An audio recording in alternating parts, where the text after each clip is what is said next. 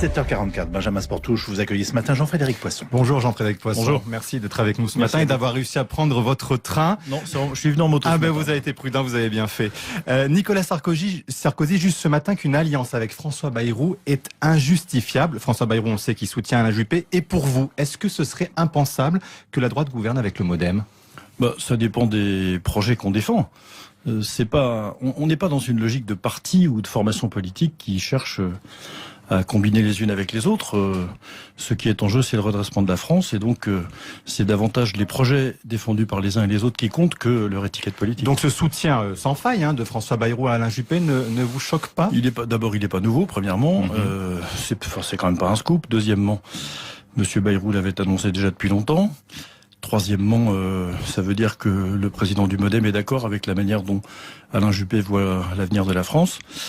Et j'ai compris effectivement que c'était pas tout à fait la manière dont M. Sarkozy la voyait, dit d'ailleurs moi non plus. Et alors, vous ne pourriez pas vous retrouver dans un gouvernement, vous, avec Alain Juppé et François Bayrou ? Vous savez, le gouvernement, c'est en juin 2017, nous sommes à peine en novembre. Ça passe vite. Il reste 2 tours de primaire, 2 tours de présidentielle, 2 tours de législative. Prenons les choses une par une. Votre choix est fait entre Alain Juppé et Nicolas Sarkozy, si on vous entend dans le cadre d'un second tour ? Non, mon choix n'est pas fait. J'ai dit déjà que sur la base des propositions que je présenterai à chacun des 2 finalistes si je n'y étais pas moi-même, je verrai lequel des 2 candidats soutenir en fonction des réponses qui me seront faites. Et je n'exclus pas de soutenir aucun des 2 candidats au second tour de la primaire. Donc vous pourriez soutenir Alain Juppé ?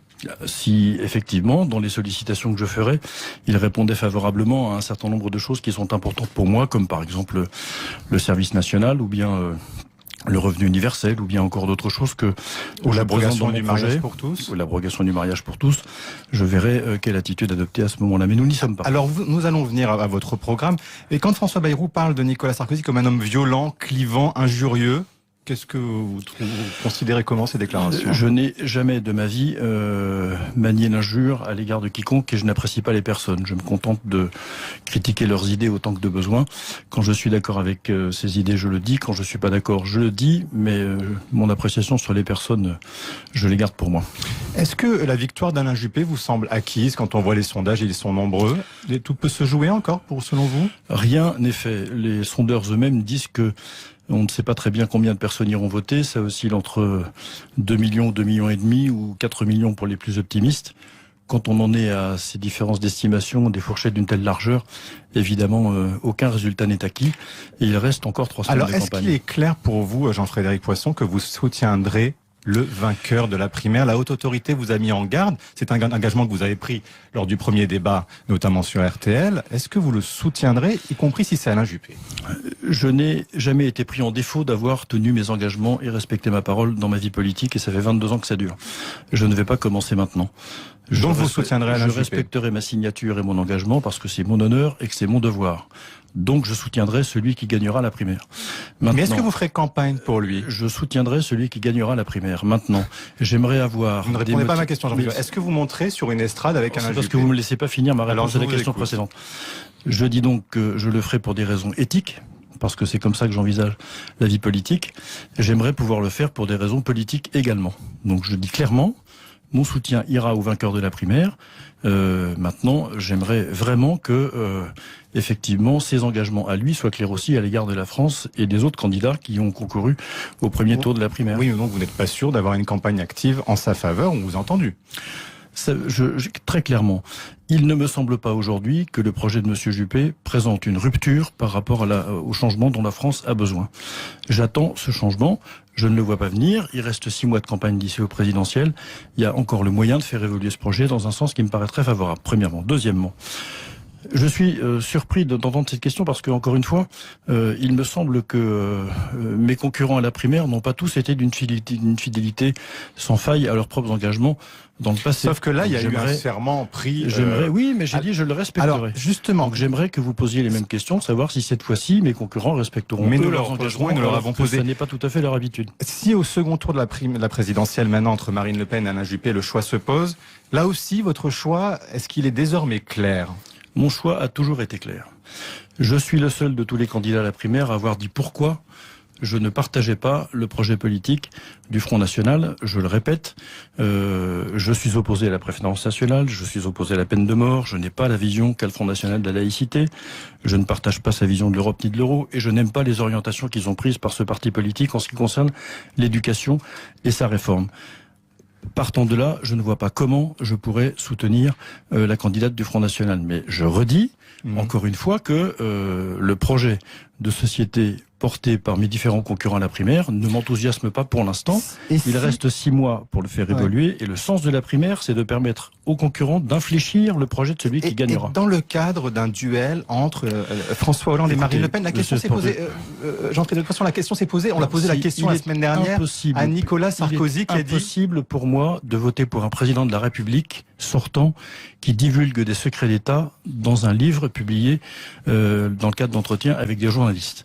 Un chef d'État qui met en danger des agents des forces spéciales françaises n'est pas digne d'exercer cette fonction et donc il ne peut pas être question de le réélire. Maintenant, j'ai redit aussi pourquoi je ne pensais pas que le Front National était en mesure de gouverner pacifiquement. J'ai avec lui des différences de principe et de fond.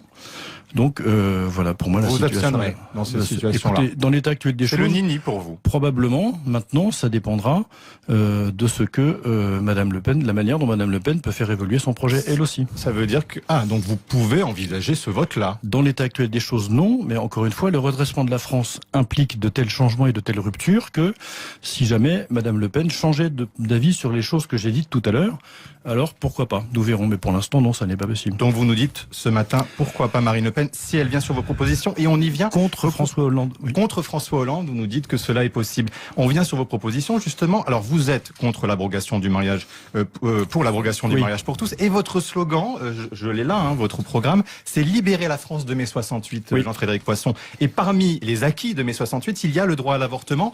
Est-ce que vous êtes toujours opposé au droit à l'avortement? Le droit à l'avortement n'est pas du tout un acquis de mai 68.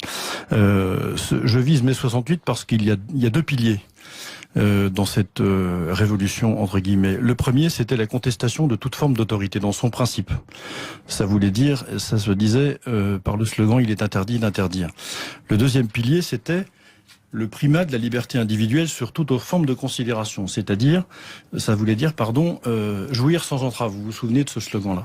Ces 2 choses, la contestation de l'autorité et l'absence de limite données aux libertés individuelles, ont, je crois, déstructuré. Mais c'est une liberté individuelle pour les femmes aujourd'hui que le droit à l'avortement. Est-ce que vous êtes pour l'abrogation de la loi Veil? Non, je n'ai jamais parlé d'abrogation de la loi Veil. Je parle de faire diminuer le nombre d'avortements en France. Certes, dans votre programme. Oui, sur votre site, vous dites « Je ne suis pas favorable au principe même de l'avortement le 27 octobre 2014 ». Il n'y a pas... Oui, je le dis, je le revendique, c'est une position constante chez moi.